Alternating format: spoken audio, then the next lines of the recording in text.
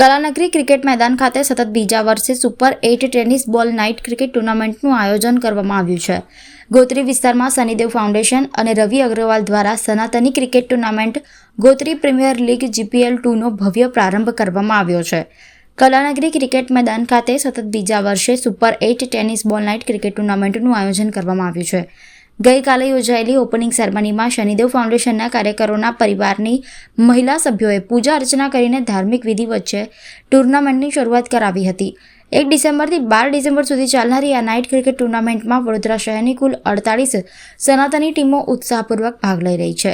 Match જોવા આવનાર દર્શકોને કેન્દ્ર અને રાજ્ય સરકારની વિવિધ લોક કલ્યાણકારી યોજનાઓ વિશે માહિતી મળે તે માટે મેદાનમાં ખાસ પોસ્ટર પણ લગાવવામાં આવ્યા છે, જેથી લોકો યોજનાઓનો લાભ લઈ શકે. ટુર્નામેન્ટમાં વિજેતા ટીમને ₹31,000 રોકડ પુરસ્કાર સાથે ટ્રોફી, જ્યારે રનર્સઅપ ટીમને ₹11,000 રોકડ રકમ અને ટ્રોફી એનાયત થશે. ઉપરાંત man of the series, best batsman, best bowler અને મેન ઓફ ધ મેચ માટે વિશેષ ટ્રોફી પણ રાખવામાં આવી છે. ગોત્રી પ્રીમિયર લીગનો આ શાનદાર પ્રારંભ સ્થાનિક ક્રિકેટ પ્રેમીઓમાં જોરદાર ઉત્સાહ પેદા કરી રહ્યો છે. શનિદેવ ફાઉન્ડેશન અને રવિ અગ્રવાલ દ્વારા ગોત્રી વિસ્તારમાં સતત બીજા વર્ષે ગોત્રી પ્રીમિયર લીગ એટલે કે GPL2 2025નું આયોજન કરવામાં આવ્યું છે અને આજે વિધિવત રીતે તેનો શુભારંભ કરવામાં આવ્યો. વાત કરવામાં આવે તો પહેલી જે મેચ છે વીકેન્ડ 11 અને ડાયનામાઇટ 11 તેમની અત્યારે ચાલી રહી છે અને ખૂબ ચોકડા અને છગડાની જે વરસાદો છે તે અહીંયા ગ્રાઉન્ડ પર થઈ રહી છે અને દર્શકોને ખૂબ મજા આવી રહી છે. ટુર્નામેન્ટની જો વાત કરીએ તો પહેલી વખત આખા વડોદરા શહેરમાં સનાતની ક્રિકેટ ટુર્નામેન્ટ છે.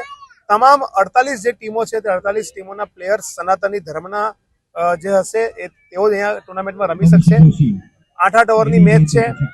પ્રાઇઝ પણ તમે જોઈ શકો છો કે 31,000ના વિનર્સ અને રનર્સ અપને પણ પ્રાઇઝ રાખવામાં આવ્યા છે, ટ્રોફી રાખવામાં આવી છે. દરેક મેચમાં મેન ઓફ ધ મેચને ટ્રોફી આપવામાં આવશે અને ખૂબ સારી રીતના આ ટુર્નામેન્ટનું જે આયોજન, આ જે મહેનત છે અમારી આખી શનિદેવ ફાઉન્ડેશનની ટીમ અને ખાસ કરીને દિનેશભાઈ ફિટર અને અમારા જયભાઈ કાપડિયા અને તેની સાથે તમામ લોકોની આ મહેનત છે કે જેના કારણે આ ગ્રાઉન્ડ તૈયાર થઈ શક્યું છે.